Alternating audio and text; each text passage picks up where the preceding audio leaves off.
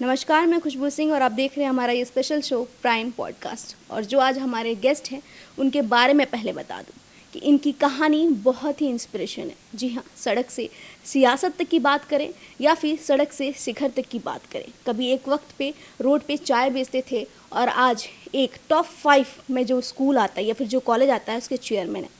एक जिला जो नामचीन है उत्तर प्रदेश का, उसके ये एमएलसी हैं। तो आप तो समझ ही गए होंगे कि मैं किन की बात कर रही हूँ, क्योंकि इनकी कहानियाँ हर गली में घूम रही है, इनकी चर्चाएं हर किसी के ज़ुबान पे हैं। इस वक्त हमारे साथ हैं उत्तर प्रदेश के जिला सीतापुर के एमएलसी पवन सिंह चौहान जी और साथ ही एसआर कॉलेज के चेयरमैन पवन जी, जो बहुत बहुत स्वागत है सर हमारे शो प्राइम पॉडकास्ट में। सर, जो आपकी स्टोरी है मैं पढ़ती हूँ और बहुत युवाओं से सुनती भी हूँ, क्योंकि बहुत ही इंस्पायर्ड हैं, खासकर उन युवाओं के लिए जो हार मान लेते हैं मुश्किलें देख के, या फिर वो जो कुछ करना चाहते हैं लेकिन उनको पता ही नहीं है कि शुरुआत कैसे करें। तो उनसे कहना चाहूँगी कि अगर सवाल है मन में तो एक बार इनके बारे में पढ़ लीजिए या फिर एक बार इनके बारे में सुन लीजिए, क्योंकि इनकी शुरुआत सर आपकी बहुत मुश्किलें भरे रही हैं। कैसे रहा कि 5 किलो दूध, 2 किलो चीनी, 1 किलो चाय पत्ती लेके आप रोड पे निकल पड़े थे। बहुत कुछ सुन रखा हमारे में जी, पूरी तैयारी करके आए हैं सर। मैं सभी को नमस्कार। मैं हकीकत बता दूं, जो आप बता रहे हैं बिल्कुल सही है। वैसे ही हमारी ज़िंदगी की संघर्ष शुरू हुआ। पहले शुरुआती दिनों में तो हमने खेती बाड़ी भी की अच्छी सी। खेती बाड़ी मतलब होता है, खेती मतलब होता है गेहूँ और धान और अरहर उगाना, और बाड़ी मतलब होता है सब्जी को उगाना। तो सब्जियों को उगा करके बाज़ार में जाके बेचना होता था, मंडी में जाके बेचना होता है। उस वक्त मंडी में साइकिल से लाद करके सुबह सुबह अर्ली मॉर्निंग में पीछे कैरियर बांधते थे और आगे 2 झोला टांगते थे और मंडी पहुंच जाते थे। टमाटर हुआ या खरबूजा हुआ या भिंडी हुई या तुरई हुई या लौकी हुई, इस टाइप के सब ले आते थे और बड़े शानदार तरीके से वहाँ बेचते थे और बेच करके आते थे। यहाँ पर रास्ते में कहीं पर चाय पीते थे और सीधा घर आ करके वो जो भी हमारी दिनचर्या होती थी वो शुरुआत कर देते थे। उसके बाद यहाँ आते थे, फिर कभी हल मतलब खेती बाड़ी में मतलब हल जोतना होता था या श्रावण चलानी होती थी या इस तरह सारे खेती का सारे काम करते थे। उससे कुछ पैसे कमाए। फिर एक मैंने जो आप जैसा बताया कि ऐसे ही मैंने एक चाय की दुकान रखी कि यार रेगुलर कुछ काम होना चाहिए। खेती में हमेशा काम नहीं मिलता है। उस होता क्या है कि खेती में 3 महीने या 6 महीने काम होता है, बाद में फिर 3 महीना आपको इंतजार करना पड़ता है। वो जो पैसा के बीच में एक रुक जाता है, रिकरिंग रुक जाती है, तो उसकी वजह से समस्या आती है। उसको मेंटेन करने के लिए फिर मैंने चाय की दुकान, वो इतनी हालत थी कि 700-800 रुपये थे हमारे पास। उन 700 रुपये से वही जैसे आपने बताया कि 5 किलो दूध, 2 किलो चीनी, 250 ग्राम चाय पत्ती और भगोना और 12 या 24 ठो गिलास और 2 ठो छीका और एक मढ़ा डाल करके शुरू कर दिया। मढ़ा मतलब मड़ाई डाल के शुरू कर दिया। वो सब बड़ा शानदार सफ़र रहा। और सच बताऊं, मैं जैसे आज जितना मैं खुश हूँ तभी उतना खुश था। और बड़े उत्साह से दुकान खोलते थे कि यार बड़ी दुकान, सुबह सुबह 4, साढ़े 4, 5 बजे उठ करके भट्ठी लगा देते थे उसके। फिर तो सुबह सुबह अर्ली मॉर्निंग में जो हमारे साथी बन चुके थे ये मंडी वाले, तो वो सब मंडी वाले आते थे, चाय पीते थे और कुछ ना कुछ खाते थे। उन्हीं के साथ व्यापार चल निकला। अपनी मार्केट में सबके यहाँ पर एक दिन मैंने चाय फ्री पिलाई और वो चाय एक छोटी सी चाय, सब हर दुकान पर एक चाय दिया था मैंने। वो इतनी सुंदर, इतनी अच्छी चाय बनाया था। सुंदर मतलब होता है कि अच्छा कॉम्बिनेशन दूध का और चाय का, हाँ मसाला चाय का कॉम्बिनेशन बनाया। और एक लोग हम उसी के मुरीद बन गए और मुझको लगता है 1 महीने के अंदर हम 5 लीटर से लेकर के 85 लीटर पहुँच गए 1 महीने के अंदर। तो लगा यार मैं बिजनेस में फुल सक्सेस हूँ। और लोग हमारे यहाँ 5-5, 7-7 किलोमीटर से। उस टाइम सर आपकी उम्र क्या थी? उम्र हमको लगता है 16-17 साल नहीं होगी, 16-17 साल नहीं होगी। और लेकिन हमारे यहाँ जब लोग आते थे चाय पीने के लिए, वो 5-5, 7-7 किलोमीटर साइकिल चला कर आते थे कि भैया पवन के यहाँ चाय पी लेने। होता क्या है, 2 आदमी बिजनेस करता है तो बिजनेस में भाव अगर आपके अच्छे नहीं तो आप अच्छा काम नहीं कर पाएंगे। हम बड़े भाव से काम करते थे। भाव मतलब होता है कि जैसे आदमी चाय पीने आया उसको पहले नमस्कार करते थे, या बड़ा हुआ तो पैर छूते थे, और उसको पैर छूने के बाद में फिर वो आता पानी के गिलास, बढ़िया ठंडा पानी रखते थे। कभी कभी कुछ लोग अपना, हमारा दोपहर में मान तो फ्रिज तो हुआ नहीं करता था, तो उस ज़माने में हैंड पंप नहीं होते, वो नल वाले होते, उसका ऊपर के एरिया में पानी गर्म हो जाता है। तो वो पता लगा वो पानी गर्म हो गया तो काले पानी ठंडा लेके आओ पवन। हम जाते थे, बढ़िया खूब पानी ऊपर बाहर निकालते थे, फिर पानी निकालते थे, ठंडा पानी पिलाते थे, अखबार रख देते थे, अखबार पढ़ता रहता था और उसकी पूरी देखभाल करते थे। एक चाय पीते थे और 1-2 घंटा गुजारते थे। कुछ लोग ऐसे भी थे, उनका पूरा सम्मान करते थे। तो वो था, हमको लगता है जो भी बिजनेस करते हैं आजकल के युवा हैं, उनके अंदर धैर्य नहीं है, पेशेंस नहीं है। वो तुरंत धंधा किए, तुरंत बिजनेस पर टॉप पहुंचना चाहते हैं। हाँ, निश्चित आप पहुँचेंगे अगर आपने पेशेंस बना रखा, भाव से सेवा भाव आपके साथ में हम भी कमाएं और लोगों को भी हम उसकी सुविधा पहुंचाएं। इस बहुत काम करेंगे, मुझको लगता है कि आप निश्चित सक्सेस होंगे। और इसके साथ साथ में बहुत सारे संघर्ष आते गए। बिल्कुल उस सर, मैंने एक चीज़ और, जैसे पढ़ाई लिखाई की उम्र में आपने चाय की दुकान खोली, एक और मैंने कहीं पढ़ा था कि कपड़े की दुकान भी सर उसके बाद आपने खोली।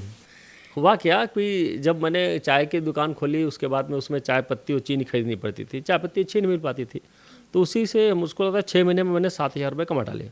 बड़ी बात थी उस वक्त 7,000 रुपये कमाना, जो 700 रुपये की जिसकी औकात हो और 6 महीने में 7,000 कमा डाले, मैं 10 गुना हमारी औकात हो गई थी। उसके बाद में जैसे ही मैंने 7,000 रुपये कमाए, फिर ये आया कि फिर परचून की दुकान मैंने खोली। उस परचून की दुकान में 1 साल के अंदर फिर मैंने इतने पैसे कमा डाले, लगभग 15 से 20,000 रुपये कमाए और 20,000 रुपये बैंक से लोन कराया। उस वक्त लोन कराना इतना कठिन था कि हम 20,000 लोन कराने के चक्कर में कम से कम 3 महीने चक्कर लगाए बैंक के, तब बड़े मुश्किल से उसने हमको लोन दिया। वो परख रहा था कि मेरे पेशेंस कितना है। मैंने पूछा यार इतना तुम दौड़ाए तुमको क्यों? तो कह रहा इसलिए आपको दौड़ाया कि देख रहे थे आप छत्री हो, आपके अंदर पेशेंस कितना है। तो बड़ा अच्छा मैनेजर था, हमको अच्छी तरह, टंडन जी थे एक, तो उनकी वजह से फिर मैंने उसके अच्छे से चाय मतलब परचून दुकान खोली। और परचून दुकान खोल के चलने के बाद में फिर मैंने 1 साल बड़ी मेहनत किया, ताबड़तोड़ मेहनत की। इधर चाय की दुकान चल रही, इधर परचून दुकान चल रही, और उधर मैंने फिर कपड़े दुकान खोलने का मतलब कपड़े दुकान खोलने का प्लान बना लिया। तो कपड़े दुकान में 20,000 रुपये मैंने बताया कि उसके लिए मैंने इकट्ठा किए। तो परचून की दुकान अब 3-3 दुकानें चलने लगी हमारी। बड़ा हमारा संपन्न हम होने गए, हमको लगा हम बहुत संपन्न हो गया, बड़ा मज़ा आ रहा था। इसी तरह साथ साथ बढ़ते गए फिर कई मैंने एजेंसी ली। उसी में आपका नाम सुना होगा हिंदुस्तान लीवर। जी जी। उस वक्त हिंदुस्तान लीवर एक बड़ी कंपनी हुआ करती थी, उसका बड़ी मुश्किल से आपको उसकी एजेंसी मिलती थी। हमारे उत्साह को हमारे जो एक मार्केट में गया कि यार बड़े मेहनती हैं और ये सब बड़ी तरक्की कर रहे हैं, हिंदुस्तान लीवर से मैंने बात करने गए और हमारी उत्साह एक इंटरव्यू लिया, उसने तुरंत हमको एजेंसी दे दिया। एजेंसी ले देने के बाद में फिर हमारी इतनी बड़ी प्रोग्रेस बने, हमको भी विश्वास नहीं हो रहा है कि 400% उनकी मार्केट के मैंने इंक्रीज़ किया, जिसमें हमको सिकंदर आजम, पहले मैंने एरिया टॉप किया, फिर मैंने डिस्ट्रिक्ट टॉप किया, फिर मैंने यूपी टॉप किया, फिर मैंने इंडिया टॉप किया, फिर मैंने एशिया टॉप किया। अब कल्पना करिए कि उस ज़माने की बात है, ये 91 की लगभग बातचीत है, उस 91 में एशिया टॉप करना कितना कठिन होगा, और बक्सी तालाब पर बैठ करके। तो लेकिन फिर भी भगवान बड़ी कृपा बनी रही कि हम उस पर एशिया टॉप किया। तो उस वक्त 3 दिन तक लगातार दूरदर्शन पर हमारा इंटरव्यू आया, और उस ज़माने में प्राइम टाइम पर इंटरव्यू आया कि इसने एशिया टॉप किया तो उसको एक फ्री माइलेज दिया जाए। तो हमको लगा कि हाँ मैंने मेहनत अच्छी किया, उसका हमको प्रतिफल मिला। इसके बाद फिर हिंदुस्तान लीवर साथ में ब्रुकबांड लिया, फिर ISP लिया, फिर लिप्टन की लिया। ये 3-4 एजेंसियाँ हो गई, सब में अच्छा काम चल रहा था। फिर मैंने देखा कि मल्टीनेशनल जो कंपनियां होती कहीं ना कहीं हम लोगों को थोड़ा सा ब्लैकमेल भी करती। एक ही दिन में जब अच्छा नहीं लगा हमको, 3-4 साल चलाने के बाद में जब ठीक लगा कि यार ये सब लोग उसी में घूम रहे हैं और पैसा को बढ़ नहीं रहा ज़्यादा, हमारे जितने मैं मेहनत करता हूँ उसके अकॉर्डिंग नहीं बढ़ रहा, फिर मैंने एक साथ चारों एजेंसियों को रिज़ाइन किया एक ही दिन में। रिज़ाइन करने के बाद बड़े कॉन्फिडेंस बढ़ा था हमारे अंदर कि हम जो भी करेंगे हम सक्सेस हो ही जाएंगे। फिर मैंने भट्टे काम किया, वो भी शानदार तरीके से चला। पहले दिन भट्टा आग लगाया, जिस दिन शुरुआत उद्घाटन किया जाता है, आग लगाने के बाद उस दिन शुरुआत की जाती है। उस दिन इतना ज़बरदस्त पानी बरसा तो हमको लगता अब गए। अब जनवरी महीने में इतना पानी, इतना आंधी और लगा अब तो भट्टा गया। तो मैंने अपनी जो पहले कुछ देर छाता लगा रखे कि यार हम बचा लेंगे, नहीं बचा पाए, फिर छाता फेंका, और उसी जनवरी महीने में पूरा पानी रात भर हम पर गिरा। और हमारे साथ में जो भी हमारे सहयोगी वर्कर थे, सब सहयोगी वर्कर जैसे मैंने छतरी फेंकी और अपना लग गए काम पर, सभी लोग हमारे साथ में रात भर बेचारे लगे रहे, और तब किसी तरह भट्टे के वजूद बचा पाए। और फिर उस दिन लगा कि भगवान हमारे साथ है। और जनवरी की बात करें, इसकी ठंड में रात को बाहर निकलना मुश्किल होता है। पानी अलग गिर रहा है, पानी भी ऊपर गिर रहा है, पूरे कपड़े लथपथ हैं, हमारे ही नहीं हमारे सहयोगियों के कपड़े लथपथ हैं, और सब लोग रात भर काम किए, यूँ ना 1-2 घंटा काम किए हो। तो वो बड़ा कठिन रात थी, लेकिन फिर भी उस कठिन रात को हम लोगों ने मैनेज किया, और भगवान की कृपा रही कि उसी दिन से हमारा टर्निंग पॉइंट लाइफ का हुआ। फिर वो सक्सेस जो मिली हमको, फिर हमको लगता है फिर पीछे मुड़ के नहीं देखा। सर, जो कहते हैं ना कि हाथों की लकीरें मेरी मुकद्दर नहीं बताएंगी, अगर हमने ठान लिया तो किस्मत हम बदल के ही रहेंगे। जी जी जी। इतना सारा जर्नी रहा, इसमें सर पढ़ाई कैसे किया आप? MBA कर 2 चीज़ें बता दूं। मैं पढ़ाई लगातार हमारा पढ़ाई टच, आज भी पढ़ने के बहुत शौकीन हूँ। और मैं पढ़ने का हमको लगता है क्लास 5 जैसे मैंने पास किया था, तो हमारे अंदर विचार हमारे कैसे बदले। तो मैं क्लास 5 पास किया था। बीच में 1 महीने की जो छुट्टी होती है उस महीने में मैंने ABC प्राइमर आती थी, वो मैंने पढ़ ली थी पूरी। एक बता रहा हूँ कि कैसे आदमी का कॉन्फिडेंस आता है। जब पढ़ ली थी, जैसे क्लास 6 में नाम हमारा लिखाने गया, तो जब वहाँ टीचर ए फॉर एप्पल पढ़ा रहे थे, हमको पूरी ABC प्राइमर आती थी। तो जब टीचर पढ़ाते थे तो क्लास में पहले बोल देते, तो आज टीचर ये पढ़ाएंगे, आज ऐसे बोलेंगे, आज ये पढ़ाएंगे। तो बच्चे से बड़े हमारे फेवरेट हो गए कि अरे यार, इनको पहले से आता है, इनको सब आता है। तो 1 महीने की अपडेशन की वजह से सारी ज़िंदगी में अपडेट हूँ। 1 महीने के अपडेशन से। उसी के साथ साथ में आपने देखा होगा कि ये तो हमारा हुआ पढ़ाई का, एकेडमिक लेकर के। फिर जैसे हमारा विचार कैसे बदले, जैसे मैं हर गांव में भागवत बैठती थी उस ज़माने में, जब खाली टाइम होता था, मतलब ये गेहूं कटने के बाद जी जी, जब खेत खलिहान पूरा खलियाँ खाली होता था, हाँ, तो लगभग हर गांव में उस ज़माने में भागवत बैठा करती थी, कथा हुआ करती थी। तो उसी भागवत में पंडित जी ने बताया कि भाई ये मीट वीट खाना ये सब गलत बात है, ये सब चीज़ें करके गलत बात है। तो हम नॉनवेज लेते थे पहले। तो फिर मैंने उसी दिन मैंने पंडित जी को सुन करके वो बताया कि ये राक्षसी भोज है, दैत्य भोज में हमारा ये जो शाकाहारी होनी चाहिए। तो मैंने उसको वहीं पर तिलांजलि दिया। घर में आए, हमें डांट भी पड़ी, मार पिटे हम कि नहीं तुमको खा कर सकते हो क्षत्रिय परिवार में। हमारे बुजुर्गों को डर रहता है कि ये छोड़ देगा तो हम बुजुर्ग हैं, हम जब बुजुर्ग होंगे तो हमको कोई खिलाएगा नहीं। तो इस चक्कर में हमारी मार भी पिटी कि या तुम खाओगे नहीं तो खिलाओगे कैसे। 2 साल तक हमको बनाता बहुत अच्छा था मैं, बनाने के लिए पनिशमेंट दिया गया कि तुम बनाओगे 2 साल। उनको लगा कि 2 साल बनाएगा तो खाना शुरू कर देगा। आज मैं सोचता हूँ कि कोई आदि शक्ति हमारे साथ थी। कल्पना करें आप कि जो व्यक्ति उसको नॉनवेज खाता हो और 2 साल तक वो बनाए और हम मतलब चखे भी नहीं, अच्छा मतलब ऐसे भी नहीं कि हम कभी ऐसे लगा लिया हो और मन भी नहीं हुआ, इतने दृढ़ संकल्पी थे। तो आज लगता है कि कितना कठिन था वो दौर। 2 साल तक मैं लगातार बनाने के बावजूद भी चखा नहीं। तो हमको लगता है अपनी इंद्रियों पर अपने उस पर कंट्रोल हमको आना आ गया।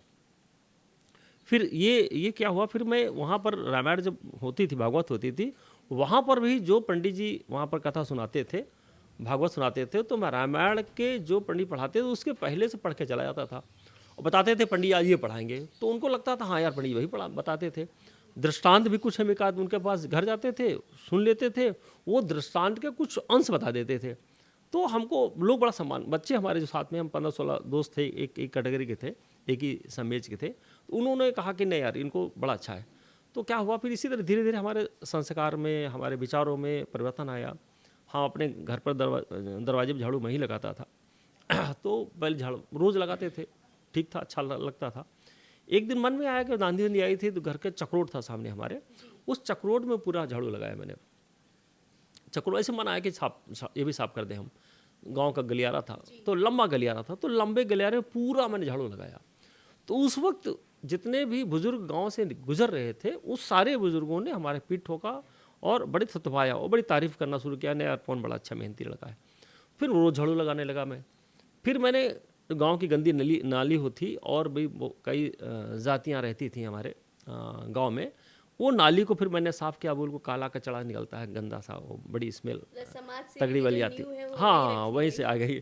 फिर मैं उसको भी मैंने साफ़ किया, जो कोई टच नहीं करता था। गांव वाले, हमारे दोस्त, हमारे बुजुर्ग लोग भी हमको डांटे कि यार तुम ये क्या कर रहे हो यार, ये मेहतरों वाला काम कर रहे हो, भंगियों वाला काम कर रहे हो, ये तुमको नहीं करना चाहिए, तुम क्षत्रिय कुल में पैदा हो गए, ये सब काम करते हो।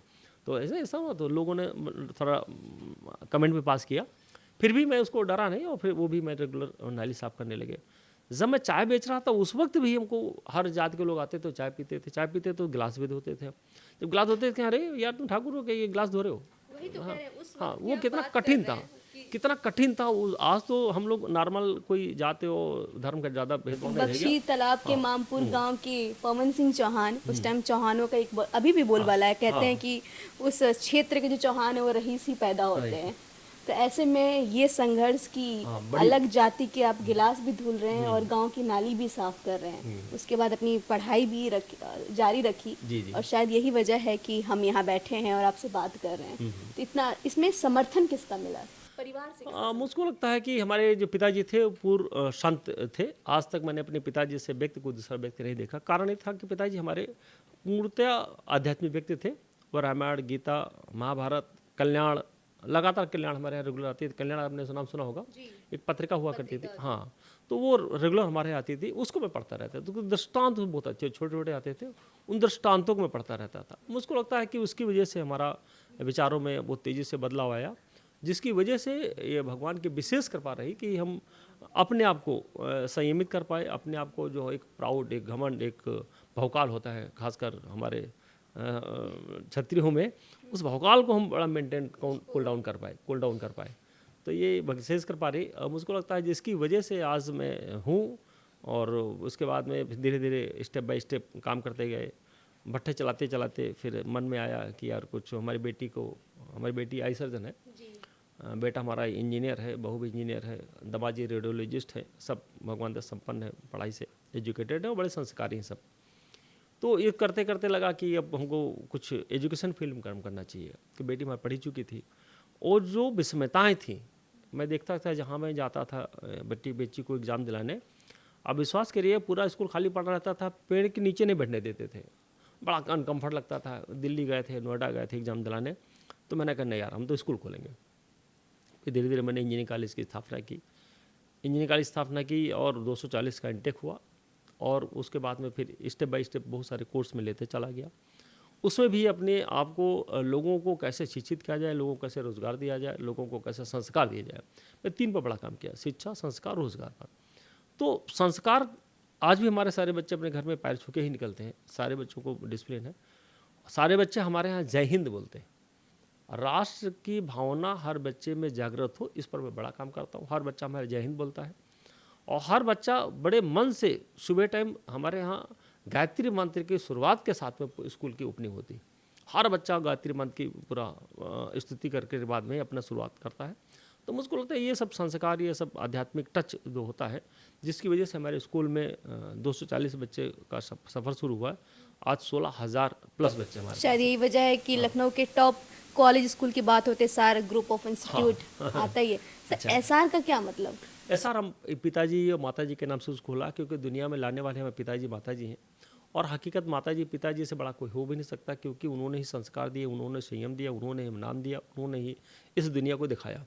तो मैं पिताजी का नाम सूबेदार सिंह, माताजी का नाम राजदेवी सिंह, SR उन्हीं दोनों से एक वर्ड लिया। जब मैं राजदेवी सिंह का नाम रख रहा था तो लोगों ने कहा मम्मी आपकी जिंदा है, उनके नाम रखे दो यार। हम कहने यार इसमें कौन बुराई, कौन सा भाई, हमारी मम्मी हमारी प्रेरणा स्रोत है, हमारे आदर्श हैं, तो उनका नाम रखा। तो पिताजी के माताजी के नाम से SR का नाम रखा, सूबेदार राजदेवी एजुकेशनल ट्रस्ट, उसके नाम से SR आगे के नाम उठा करके उसी नाम रखा हुआ है। और मुझको लगता है कि पिताजी माताजी की वजह से जो उन्होंने संस्कार देते थे, जो बात करते थे, हम लोग कभी कभी अपने आप को बड़ा, आजकल के इस जो युग चल रहा है, मोबाइल का युग चल रहा है, बच्चों के अंदर ये भावना आ जाती है कि पापा को मोबाइल चलाना नहीं आता है। बच्चे को आता है, उनको लगता है मैं बहुत इसमें स्मार्ट हूँ, और जबकि हकीकत में जो अनुभव होता है उसको कोई नहीं पा सकता, ना कुछ छू सकता है। अनुभव का एक अलग बात होती है, इसीलिए मैं बच्चों को सिखाता हूँ कि मम्मी पापा आपको पढ़े हैं, नहीं लिखे हैं, सुंदर हैं, नहीं सुंदर हैं। अब ये तो है नहीं मम्मी आपके सुंदर नहीं तो आप दूसरी को मम्मी को सुंदर कोई अस्थि दिखाई उसको मम्मी बना लेंगे आप। जो प्यार, जो सत्कार, जो भावनाएं आपके प्रति उस आपकी मम्मी को हो सकती हैं, इस दुनिया में किसी को हो ही नहीं सकती। तो ये मैं बच्चों को और मैं समाज को बताना चाहता हूँ कि आज भी हम लोग अपने पेरेंट्स को पूरा सम्मान करें और कोशिश करें कि उनके साथ बैठें। हमको बात अच्छी कभी लगती, कभी बात न भी अच्छी लगती है, तो कम्युनिकेशन कभी बंद न करें। उनके साथ बैठेंगे तो निश्चित है उनके जो आशीर्वाद निकलता है, जो आशीष निकलता है, वही हमको तरक्की देता है। हमारी काबिलियत ज़रूर है, काबिल आप बने, लेकिन जब तक के भाव अच्छे नहीं तब तक उस भाव का आपके जीवन पर प्रभाव नहीं पड़ने वाला। इसलिए काबिल होने के साथ साथ में हमारे संस्कार भी अच्छे हों, और हमारे समाज के प्रति उत्तरदायी, समाज के प्रति जिम्मेदारी, वो भी हमारे भाव बड़े पवित्र होने चाहिए, तभी तरक्की मिलती है। बिल्कुल सही कह रहे हैं सर। जिस तरह आपने कहा कि शिक्षा और संस्कार आपने पहले चुना इसको, तो आजकल शिक्षा एक प्रोडक्ट की तरह देखा जा रहा है, उसका व्यापार हो रहा है। अगर देखा जाए तो खुलेआम व्यापार हो रहा है। सोशल मीडिया का ज़माना है, और जो भी गुरु हुआ करते थे अब वो बिजनेस कर रहे हैं सोशल मीडिया के जरिए। इस प्रोडक्ट को जिस तरह से देखा जा रहा है, शिक्षा यानी प्रोडक्ट, इससे आप किस तरह से सहमत रखते हैं या किस तरह से आप देखते हैं इसको? मैं 2 चीज़ बताऊं खुशबू जी। होता क्या है कि हर एक व्यक्ति, अभी आपने देखा होगा मार्केट को दुकानें खुलती हैं, एक दुकान पर भीड़ लगी, एक दुकान को पूछता नहीं, ठीक है, कारण क्या, वो हाँ इंतजार कर रहा है, लाइन में खड़ा हुआ तभी लेके जाएगा।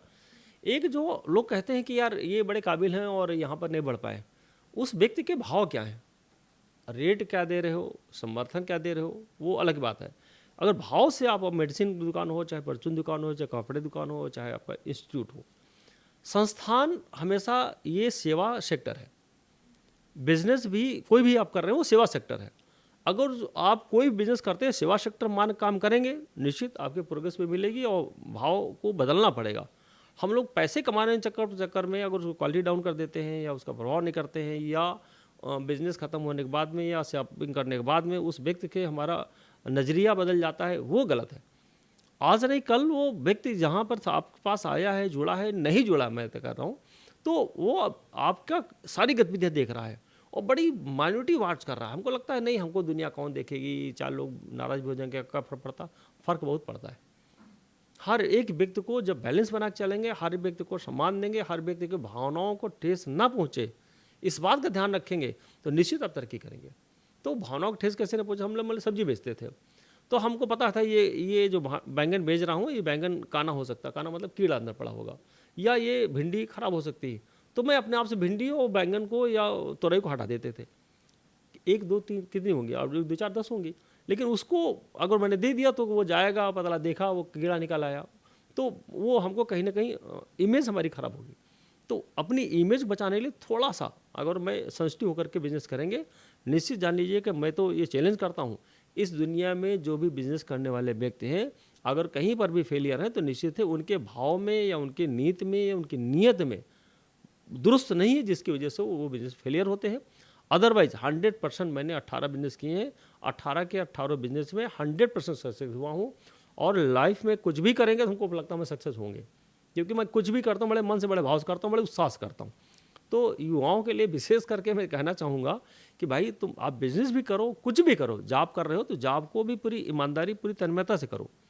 आज मैं बहुत सारे सेक्टरों में देखता हूँ जॉब लोग करते हैं लेकिन उनके भाव बड़े अजीब होते हैं। अजीब मतलब कहता हूँ कि मुश्किल से 60% लोग हैं जो बड़ी ईमानदारी से जॉब करते हैं, 20% लोग सिर्फ अपना टाइम पास करने आते हैं कि यार हमको ये 8 घंटे ड्यूटी करनी तो ड्यूटी करनी है, और 20% लोग तो ऐसे हैं, 10-15% लोग तो वहीं जॉब करेंगे, उसी संस्था की बुराई, उसी संस्था की नाकामी के लिए काम करते रहते हैं। ये बड़ा खतरनाक है।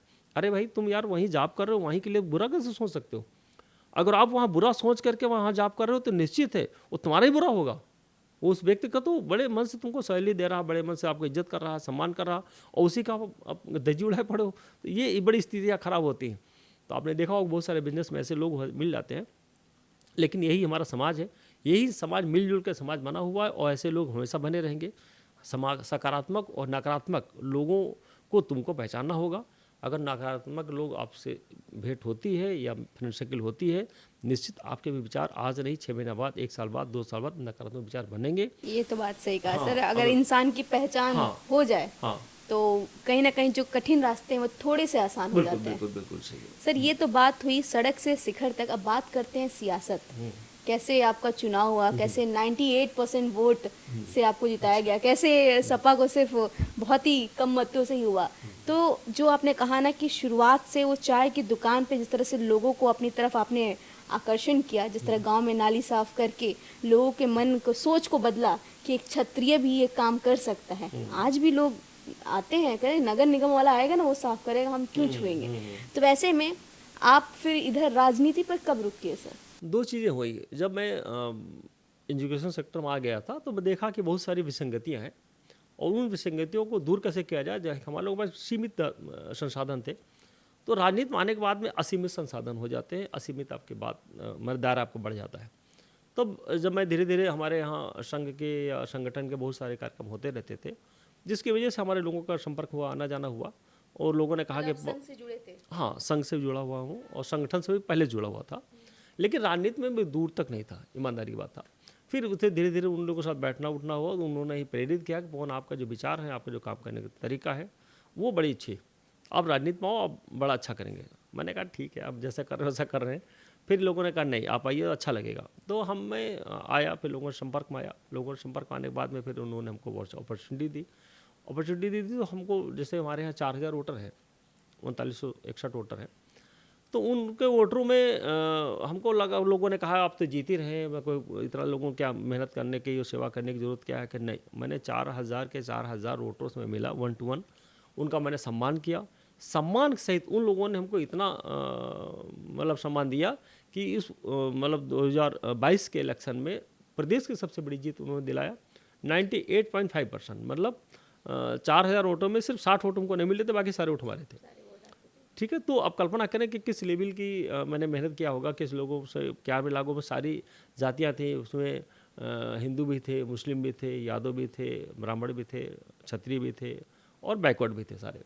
तो उन सब लोगों ने मिलकर हमको जी भर के जिताया। और हकीकत में मुझको लगता है जब मैं निकलता था तो कोई जात, कोई धर्म और कोई हमको नहीं दिखाई पड़ती, तो सब एक मत में एक साथ हमारे साथ बैठते थे, उठते थे, खाते थे, पीते थे और सब पटका डाल के घूमते थे हमारे साथ में। बड़ा आनंद आता था। हमको तो नहीं लगता कि कोई जात और धर्म को ऊपर उठ के मैंने राजनीति किया। उसी तरह लोगों ने हमको पूरा समर्थन, पूरा साथ दिया, तो पूरा आनंद से मैं राजनीति में आया हूँ। और राजनीति आने के बाद भी सेवा भावना हमारे और बढ़ गई, लोगों की रीच पहुंच गई, लोगों तक हम पहुंचना शुरू कर दिए, लोगों तक मदद करना शुरू कर दिए। तो उसकी वजह से आपने देखा होगा कि सुबह भगवान कृपा होती है, सुबह आप हम आँख खोलता हूँ तो 2, 4, 10, 20 लोग मिल ही जाते हैं यहाँ पर।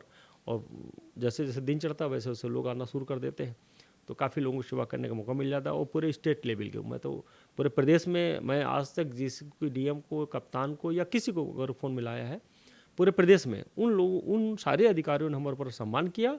और जो भी न्यायिक काम था वो सारे न्यायिक काम करके उन्होंने हमको बताया भी। जब भी पूछा तो पूरा आराम से उनको सपोर्ट मिला।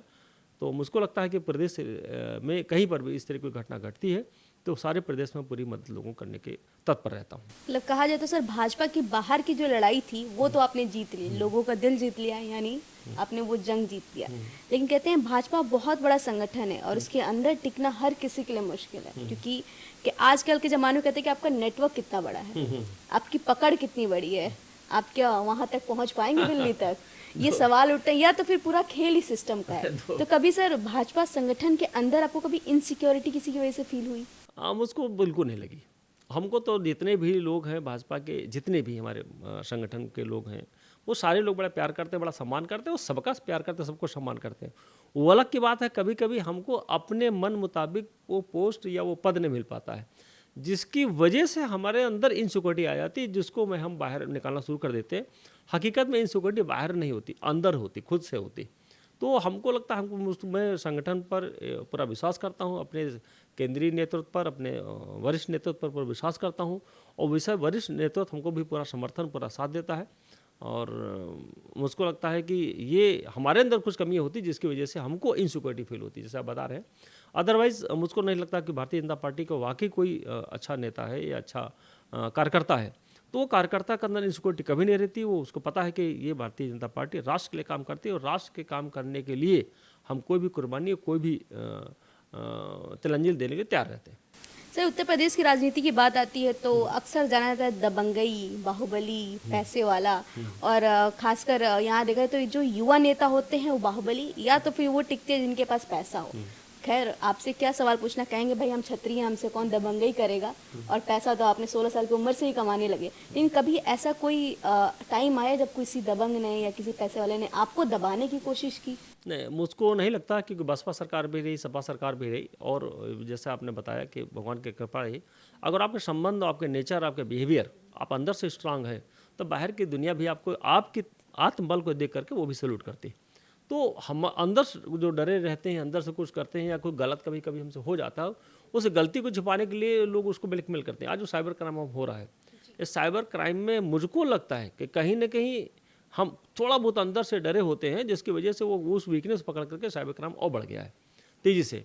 तो ये ब्लैकमेल करने का तरीका होता है। और अगर आप अच्छे मन से, बड़े भाव से, बड़े दिल से काम कर रहे हो तो ना डरने की ज़रूरत है और ना कोई आपको डराने की कोशिश करता है।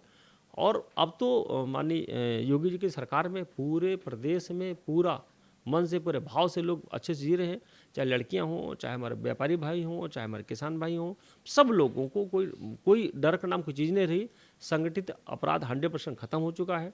और हकीकत में मुझको वो भी ज़माना याद है जब लड़कियों को रोड पर चलना कितना कठिन हुआ करता था।